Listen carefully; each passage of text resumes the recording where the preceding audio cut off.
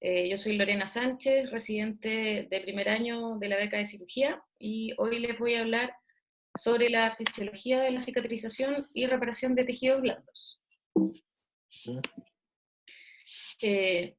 Bueno, el temario principalmente vamos a hacer una introducción, luego vamos a darle harto énfasis en lo que son las fases de la cicatrización de las heridas, hablar un poco también de la evolución temporal de la respuesta celular, cómo interactúan estos factores celulares y humorales, y quise agregar un poquito cómo llevamos esto de la cicatrización a lo quirúrgico, y voy a hablar dos palabras sobre lo que son los agentes hemostáticos tópicos y de materiales durales.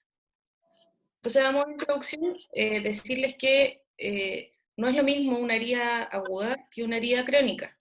Nosotros vamos a, la presentación de hoy la voy a hacer principalmente en la cicatrización de una herida aguda, ya que hablar de una herida crónica da para un tema aparte y es algo totalmente distinto, ya que se producen fallas del proceso normal, sistematizado de la cicatrización, que llevan a una cronificación de la herida.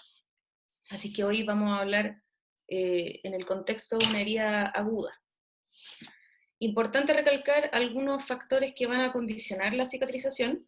Los podemos dividir tanto en intrínsecos como extrínsecos. Dentro de los factores intrínsecos está la edad del paciente, su estado inmune previo, si tiene o no presencia de algunas cicatrices hipertróficas o quiloides que nos pueden hablar sobre la posibilidad de que este paciente tienda a hacer ese tipo de cicatrices, algunas enfermedades hereditarias que son relacionadas con la cicatrización, como el síndrome de Ehlers-Danlos, el síndrome de Marfan, osteogénesis imperfecta, algunas comorbilidades crónicas, principalmente insuficiencia cardíaca crónica, enfermedad pulmonar obstructiva crónica, daño hepático crónico, enfermedad arterial oclusiva periférica, y si el paciente a la vez tiene un cáncer. La importancia de los factores extrínsecos es que estos pueden ser susceptibles de modificar cuando yo voy a planificar una herida que tengo que cicatrizar. Por ejemplo, la malnutrición, sobre todo déficit vitamínicos como la vitamina C, déficit de algunos tipos de minerales, déficit proteico-calórico, cuando hay infección concomitante, algunos estados de oxigenación o perfusión que yo puedo modificar previo a la cicatrización de la herida, por ejemplo, hipovolemia también. Importante mencionar el tabaquismo, ya que aparte de la noxa que ejercen los compuestos propios del tabaco, la nicotina principalmente genera un estado de vasoconstricción generalizada, que es importante modificar o suspender el tabaquismo previo a la planificación de esto. Cuando los pacientes están con radiación o quimioterapia, o usando algunos medicamentos tales como anticoagulantes, corticosteroides, etc. Este es un esquema que muestra principalmente las fases de la cicatrización de las heridas, que vendrían siendo principalmente fase inflamatoria, fase proliferativa y fase de maduración o de remodelación. Pero esto nos esquematiza cómo dentro de estas mismas fases tenemos cierto tipo de subetapas a ser secuenciales dentro de este proceso sistematizado de cicatrización. Y a la vez es importante destacar que estas fases, además de ser secuenciales, muchas veces son simultáneas, y eso hay que tenerlo presente cuando uno estudia la cicatrización de las heridas, porque hay veces en que uno va a estar hablando de una fase, pero al mismo tiempo se va a estar produciendo otra fase previa o posterior dentro de una misma herida, ¿ya? Así que hay que tenerlo en cuenta. Vamos a partir con la hemostasia. Dentro de la hemostasia existen distintas subetapas que podrían clasificarse en lo que es la vasoconstricción, luego sigue la hemostasia primaria o la activación plaquetaria, que son sinónimos, y luego la hemostasia secundaria, que es lo que tiene que ver con la activación de la cascada de la coagulación propiamente tal. Entonces, para hablar un poco de lo que es vasoconstricción, en la imagen de la izquierda tenemos cómo circulan normalmente las plaquetas dentro de los vasos sanguíneos, y gracias a ciertos agentes antitrombogénicos, como lo son el óxido nítrico, las prostaciclinas, que son liberados por las propias células endoteliales, estas plaquetas pueden circular sin activarse ni agregarse, ¿ya? Al lado derecho, entonces, vemos graficado cómo ante una lesión tisular, principalmente lo que queda expuesto hacia el subendotelio es la matriz extracelular y el colágeno.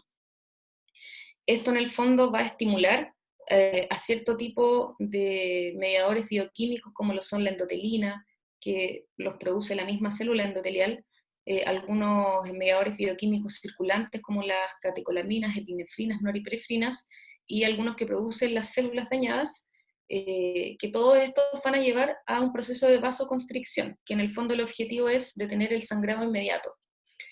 Esto va a estimular a que se pase a la segunda etapa, que es la etapa de hemostasia primaria, que habla principalmente de lo que es la agregación y activación plaquetaria. Entonces vemos como esta misma exposición de matriz extracelular, mediante interacciones que se van a producir con las plaquetas, principalmente mediante el factor de Van Willebrand, las plaquetas van a poder adherirse entre sí y con la matriz, lo que va a aún más fortalecer el tapón de plaquetas o plaquetario inicial. Posteriormente vamos a pasar a la fase de hemostasia secundaria, o lo que es la activación de la cascada de coagulación propiamente tal. En esta imagen yo les quise mostrar lo que es la nueva teoría de la coagulación, que en contraste con la teoría clásica de la cascada de la coagulación, hablaba sobre una vía intrínseca y extrínseca que finalmente convergían para dar lugar a un producto final que era la trombina, etc. Esta nueva teoría de la coagulación habla de fases secuenciales que desde un inicio van a tener lo que antes teníamos como producto final, que es la trombina.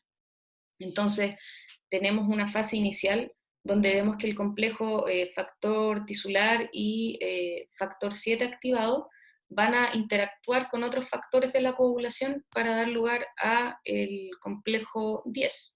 Este complejo 10 actúa sobre protrombina para formar trombina ya desde una fase, como les comentaba, inicial.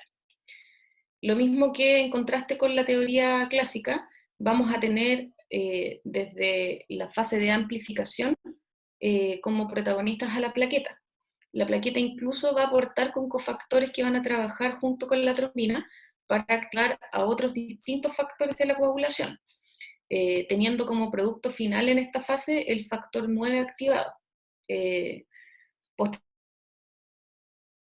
Como de propagación o de amplificación, donde tenemos factor 9 activado, factor 8 activado, factor 5 activado, actúan sobre el factor 10 activado. Y este a su vez actúa sobre la protrombinasa para producir aún más trombina, o sea, una respuesta inicial donde ya había trombina la estamos acá amplificando en esta fase, para que finalmente la trombina ejerza su efecto sobre el fibrinógeno para formar fibrina. Finalmente vamos a tener como producto nuestro trombo o coágulo, que va a estar formado por fibrina y por plaquetas, que el objetivo final de esto, por una parte es la hemostasia, pero también este coágulo va a servir de andamiaje para las fases posteriores que vienen de la cicatrización. Posteriormente pasamos a una fase que se conoce como inflamatoria. Tenemos principales etapas o subetapas dentro de esta, como lo son la vasodilatación y el aumento de la permeabilidad. Bajo el efecto de ciertos mediadores bioquímicos va a haber una vasodilatación que va a aumentar el flujo sanguíneo hacia el sitio de la lesión, y a la vez va a aumentar la permeabilidad porque va a aumentar el espacio entre células endoteliales para favorecer con estas dos a la migración celular. Le voy a dar énfasis en esta fase a lo que es la migración de los distintos subtipos celulares hacia el sitio de la herida. Importante decir que la migración celular es un proceso secuencial y que está también ordenado, por lo tanto los distintos tipos celulares que migran hacia la herida siguen una secuencia conocida, ¿ya? El primer subtipo celular son los neutrófilos, que alcanzan su pico entre las primeras 24 y 48 horas post lesión tisular. En esta imagen se grafica cómo distintos tipos de estímulos hacen que migren los neutrófilos hacia la herida, como lo son ondas de calcio, peróxido de hidrógeno, o estos patrones moleculares asociados a daño, que son fragmentos muchas veces de patógenos, ¿ya? Y con eso yo estimulo a que vayan neutrófilos hacia la herida. Luego, en estas imágenes se grafica un poco cuáles son los mecanismos a través de los cuales los macrófagos cumplen su función principal en esta etapa, que es el debridamiento de la herida. Entonces, a través de la liberación de proteasas desde sus gránulos intracelulares, van a degradar patógenos, también tienen la capacidad de extender como filamentos de cromatina hacia un espacio extracelular para combatir patógenos que puedan estar fuera del sitio de lesión propiamente tal, o directamente a través de procesos de fagocitosis, como vemos en la imagen de la derecha.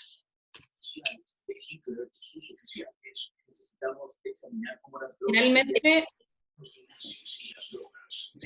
tenemos que para finalizar la respuesta de estos neutrófilos existen distintas formas de hacerlo. Una es que estas sean directamente fagocitados por macrófagos, pueden inducir apoptosis o pueden realizar un proceso que se conoce como migración reversa, donde salen del sitio de la herida y vuelven a pasar a la circulación. El segundo subtipo celular importante en esta fase son los macrófagos, que alcanzan su pic dentro de las primeras 48-96 horas desde el daño tisular. En la imagen de la izquierda vemos cómo tenemos monocitos de la célula, o sea, de la médula ósea circulantes, y que principalmente se encuentran en un estado basal en los espacios perivasculares, cuando todavía, digamos, en una piel sana o indemne. Cuando ya se produce la lesión, existen distintas funciones que ejercen los macrófagos en el sitio de la lesión.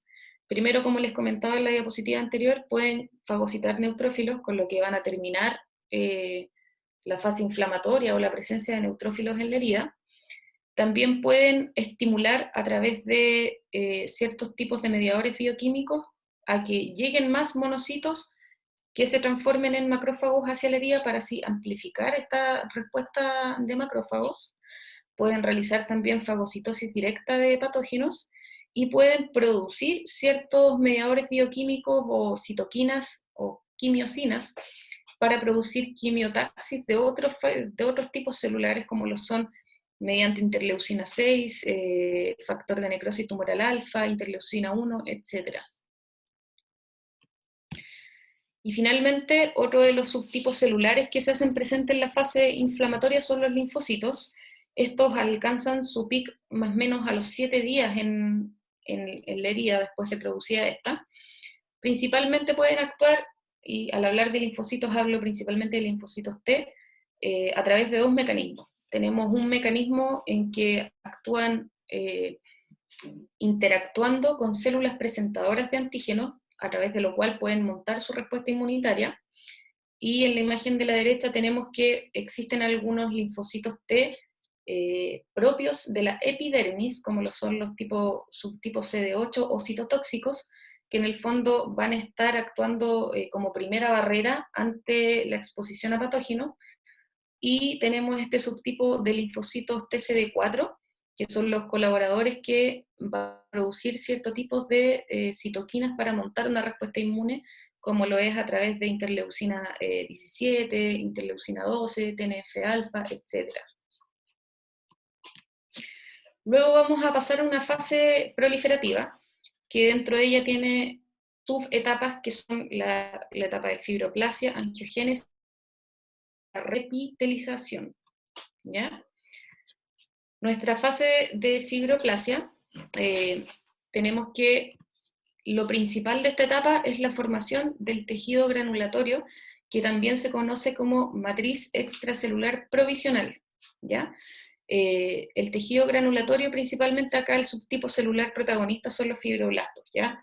Que se van a anclar en la base de nuestro coágulo de fibrina y van a producir su función, una vez que proliferan y se activan, la función principal de estos es producir componentes de la matriz extracelular, como lo son los proteoglicanos o glicosaminoglicanos, y la producción de colágeno, de lo que vamos a hablar un poquito más en profundidad más adelante. Al formar estos compuestos de la matriz también estimulan el proceso de angiogénesis, que en su conjunto van a formar lo que es este tejido de granulación que les contaba. Luego tenemos la angiogénesis, parte importante de esta etapa y de la cicatrización en general, que tenemos que ante un daño tisular se ven expuestos endoteliales a un estado de hipoxemia, lo que las estimula a estas células endoteliales a producir ramificaciones desde sus extremos para formar nuevos capilares.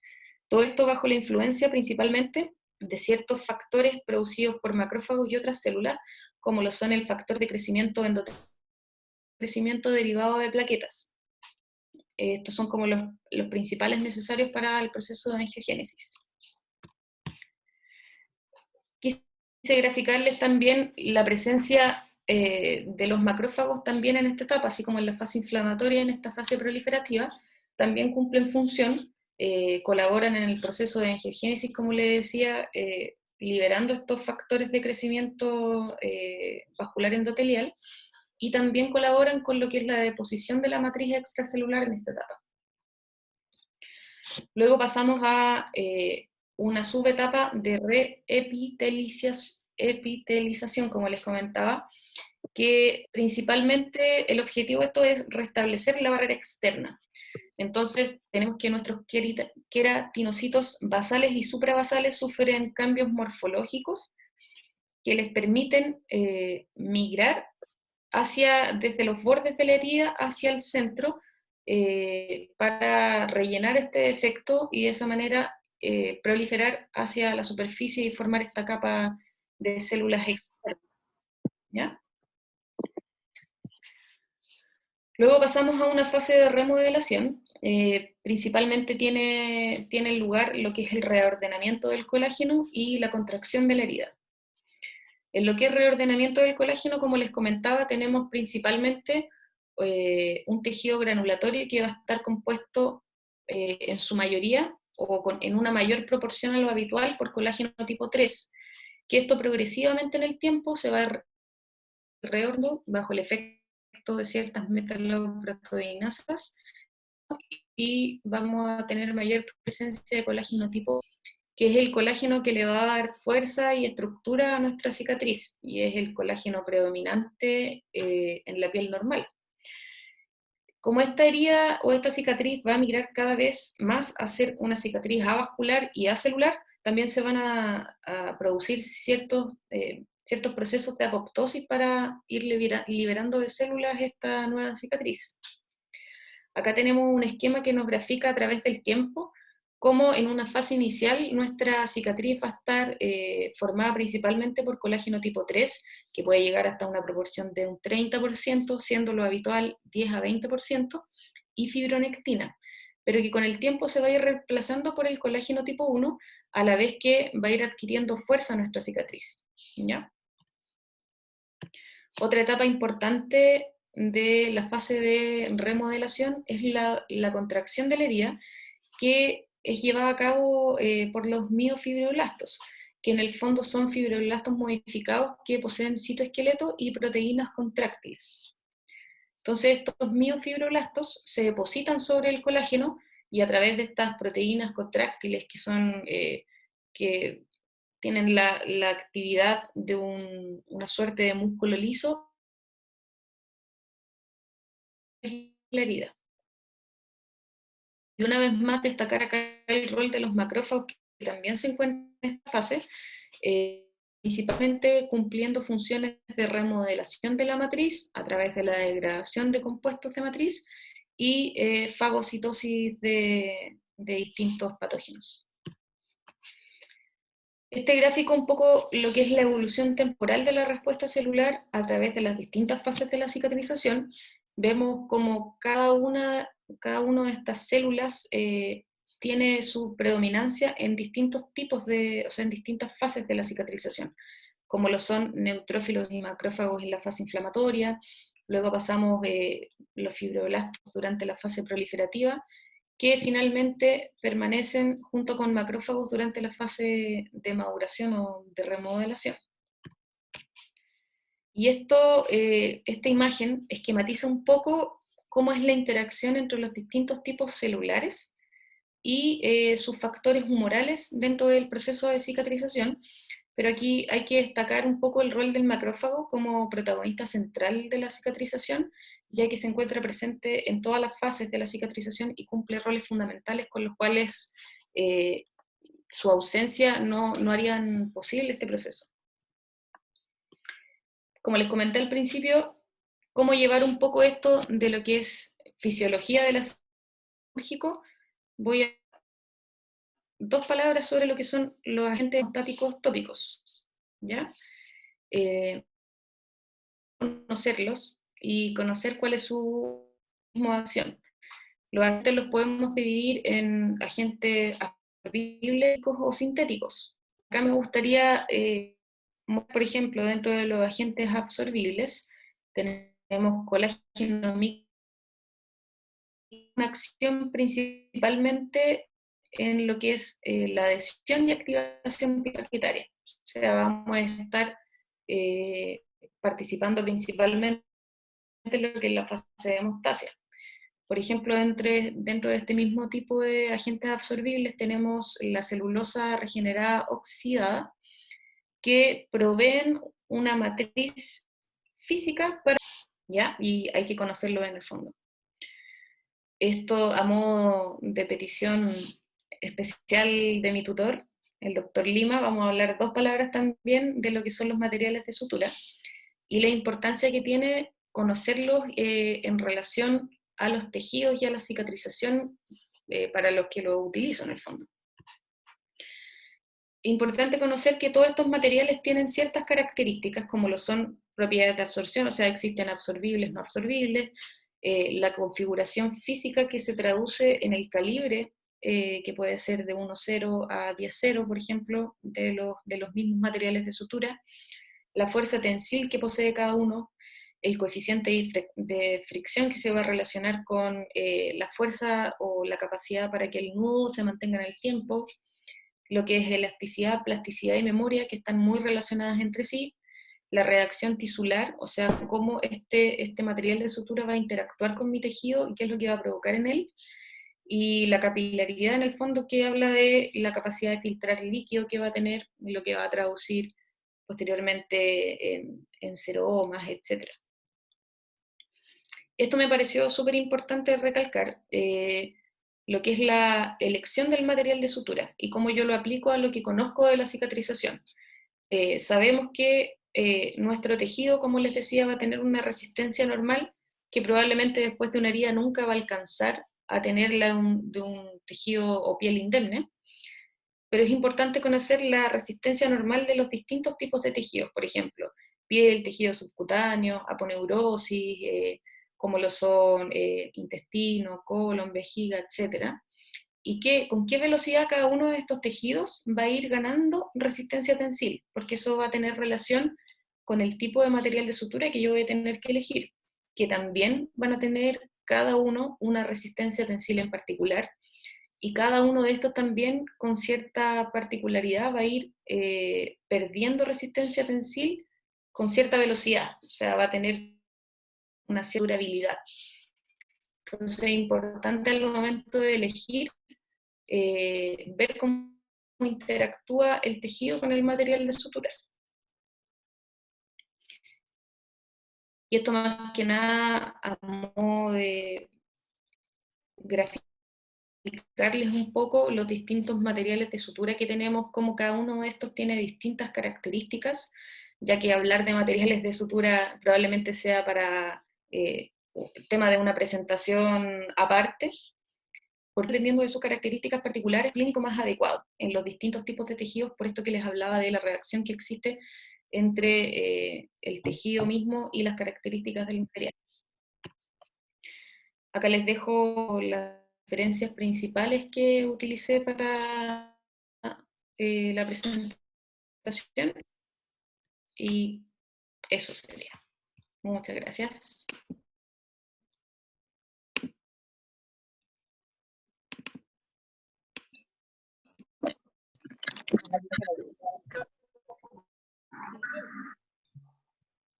Se abre la palabra.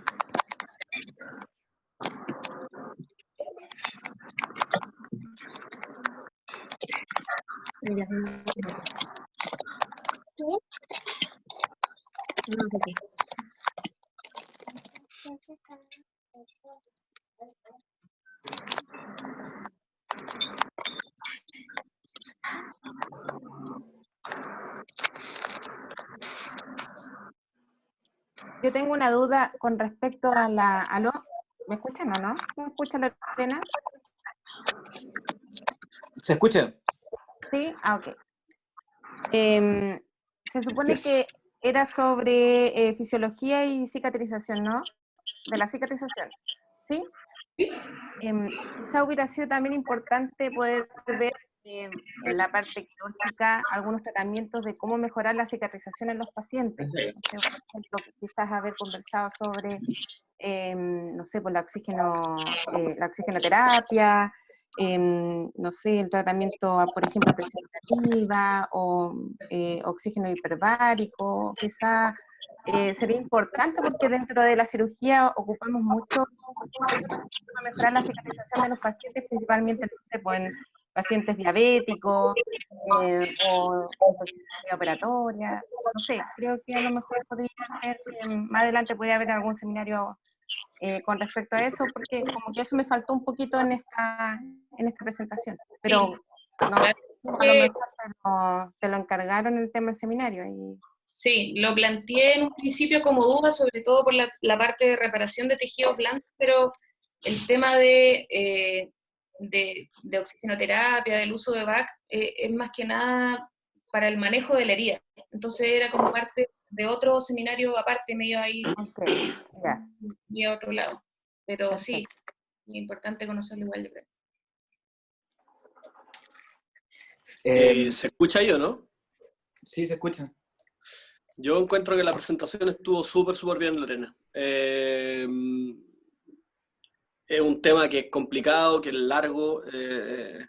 Encuentro que lo pudiste resumir súper bien. Es verdad que el tema, si bien lo que dice Lorena es válido, digamos, en el sentido en que eso se puede presentar, pero sería otra presentación diferente. Habría que usar cada herida para ver la utilidad de cada cosa. Es diferente una herida en un diabético o en un paciente no diabético, por ejemplo. En términos de la presentación particular, yo la encontré muy buena, clara, y es lo que se espera que haga un becado, de primero especialmente. Así que nada, pues, eso. A mí me gustaría sacar un tema a la palestra que es importante y que, según lo que hemos visto, no es como consenso en todo el mundo. O sea, en todo el mundo, digamos, entre nosotros, digamos, como en forma local. ¿Con qué cierran ustedes la pared abdominal? ¿Con qué material? ¿Y por qué? Me gustaría como ponerlo en la palestra a ver qué opina el universo.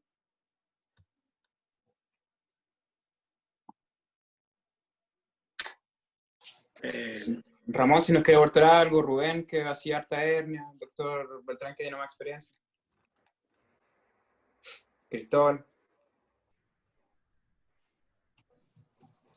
Sí, hola. Igual quiero felicitar a la Lorena, súper buena la presentación. Se nota que hubo una dedicación y que manejaba bien el tema antes de presentarlo. Súper bien. Las diapos también no tan recargadas, lo justo y necesario. Mira, como conversábamos en el seminario de pared abdominal, de la parotomía propiamente tal, la opción para cerrar son materiales de absorción lenta, como PDS idealmente, y bueno, la tendencia ha ido en utilizar hebras cada vez más delgadas, con incluso va más allá del material con la técnica, que idealmente es hacer small bites sobre otras técnicas. No agarrar en masa, evitar el transfixiar el músculo de la línea media, sobre todo los rectos, se produce mucha necrosis, pero va más que todo en la técnica. Lamentablemente el PS no está disponible, por lo menos en Coquimbo, así que nosotros utilizamos Prolem, que puede ser del 0 o del 1.